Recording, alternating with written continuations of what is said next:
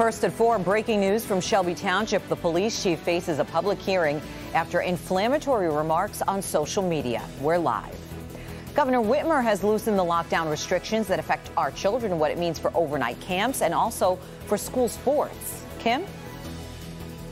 Greektown will be open this weekend, but things are going to look a little different. I'll explain some of the changes that you'll see here on Monroe Street. Saw a line of showers last night, could see a few more tonight, but I'll tell you, this weekend is not going to resemble summer. It's our last full weekend of spring, and we'll take a look at it right now. First at 4. Local 4 News starts now with a breaking news alert. Good afternoon, everyone. I'm Sandra Ali. Karen has the day off. At this hour, the police chief of Shelby Township facing some pretty tough questions about inflammatory social media posts. He's on paid leave. He apologized, but he could face further disciplinary action. Mara McDonald is live in Shelby Township, keeping an eye on the meeting, which started this past hour. And Mara, what's happened so far? Sandra, I want to explain to everybody, the meeting is going on inside Shelby Township Hall as we speak, but because Township Hall is closed to the public portion of this meeting is happening on a Zoom audio call. So we've been listening to this for, say, the past hour or so. At issue is Chief Bob Shalide. He had a personal Twitter account that he tweeted inflammatory things on his personal Twitter account, not one that is affiliated with the department, and they all have to do with the civil unrest around the country. And as the township supervisor put in the charging document that Shalide has to answer to, at a minimum, your tweets can be considered unprofessional. At a maximum, they can be considered racially insensitive and derogatory. All these tweets deal with civil unrest, and one of the things that in the charging document against him that they mention is that he makes no distinguishing anything between protesters and those who are committing criminal acts like looting. The public portion of what we have been hearing so far is about a 50-50 split between those who are from Shelby and those who are outside of Shelby who are calling in to weigh in on how they view his social media behavior. After the public portion of this, which is not over yet, the Shelby Township Board is going to meet in a closed session where they will deal with the chief. It is unclear whether they're going to make a decision today on his employment here. That likely will come next week, but you never know. Stand by. I'll come back to you tonight at 6 and tell you where things stand. We're live in Shelby Township. I'm Mara McDonald. Sandra, back to you. All right, Mara, I know you're going to stay out there and you will keep us posted. Of course, we're going to hear from you coming up tonight at 6, if not sooner.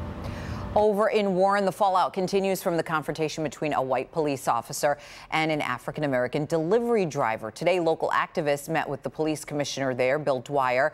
This comes after the Macomb County Prosecutor's Office denied a warrant request against 23-year-old Jalen Bond. Members of the National Action Network say the meeting was productive. They want better training for officers, and they also want an increase in diverse hires.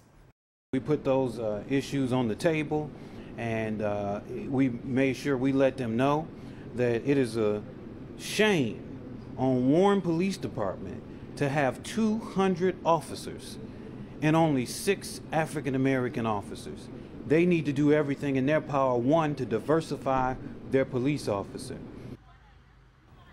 An independent investigation into whether there was excessive force used by the officer is underway.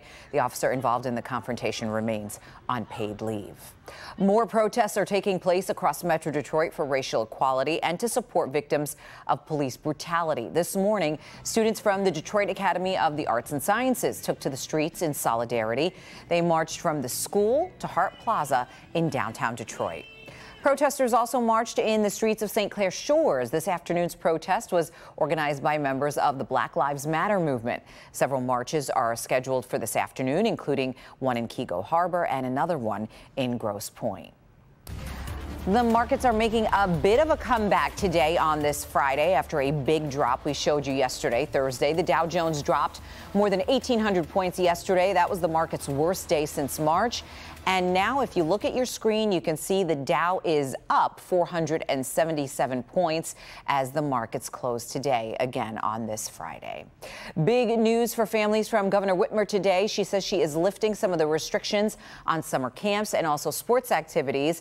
Take a look here. She signed an executive order that will now allow overnight residential, travel, and troop camps starting on Monday, June 15th. Also on that date, outdoor K through 12 school sports activities with coronavirus restrictions in force. Coming up new at 5, we are getting reaction from several people affected by that new order. And of course, we hope you'll stick with us for that report. Meantime, the state recording 8 new deaths in the past 24 hours, one of the lowest numbers since the crisis began. And there are 125 new cases in Michigan. That is far lower than what we saw yesterday. We're all negotiating the new normal, of course, but if you missed shopping, Macy's is back in business here at home. 7 local stores reopened their doors today at 11 a.m. and they're going to be open from 11 until 7 each day.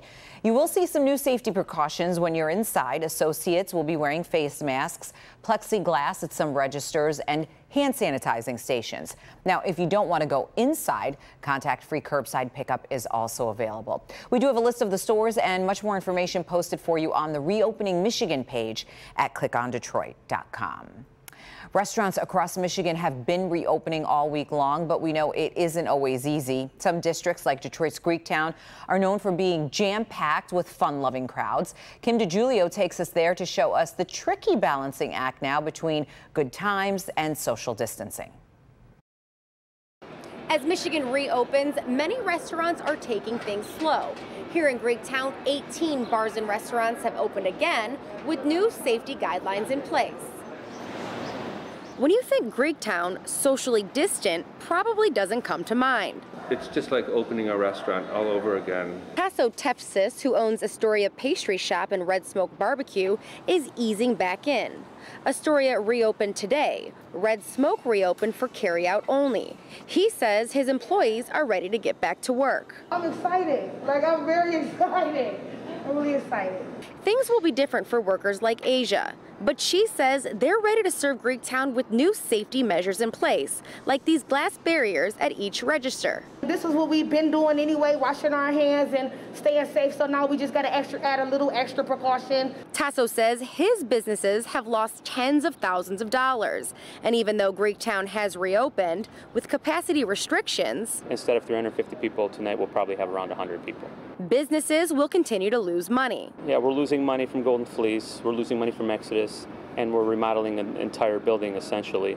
The owners of Golden Fleece and Exodus have used this time to remodel their building to add a Greek grocery store and wine bar, which will hopefully make up for some of their losses. Well, we haven't closed in nearly 50 years, so it's been very difficult. Restaurants like Pegasus have delayed opening until later this month.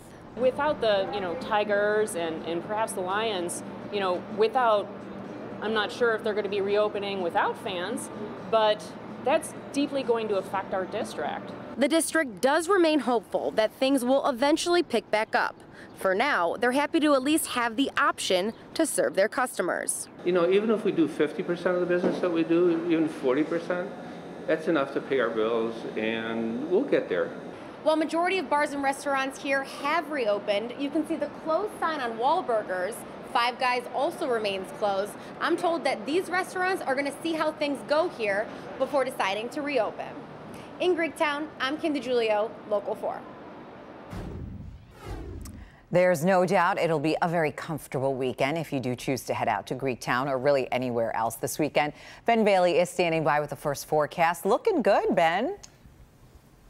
Yes, Sandra, happy Friday to you. And yeah, it is going to be very crisp this weekend and definitely not a preview of summer. In fact, it's really sort of our greatest hits from spring, if you will. First things first, we do have a few showers tonight. This is just a couple sprinkles that we're showing on Storm Tracker 4 right now. Notice we don't have any tracks on this. This is just a few raindrops that have almost completely fallen apart there in parts of Oakland County. We do expect to see a few more in the south zone as we get later tonight. That's why we've got the very low rain chances.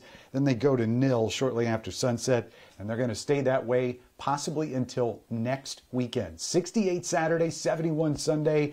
That's just the start. If you like the heat and humidity, we got that too for you, and we'll check it out for you in just a few minutes. Sandra?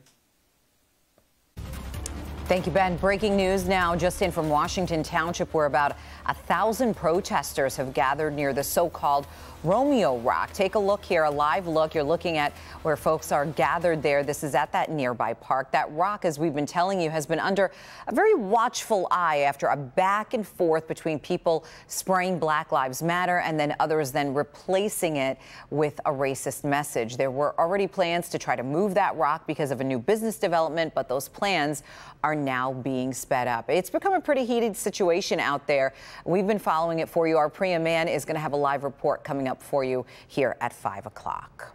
So if you miss going to concerts, a country superstar might have the perfect solution for you. Fans are hoping they'll get to see him somewhere in Metro Detroit. Paris is one of those world cities that is trying to get back to normal, but millions of people are missing. We're going to explain what that's all about when we check on headlines from around the world. But up first, he's charged in connection with the death of George Floyd, but this former police officer could still earn $1 million in taxpayer money. We'll explain coming up next.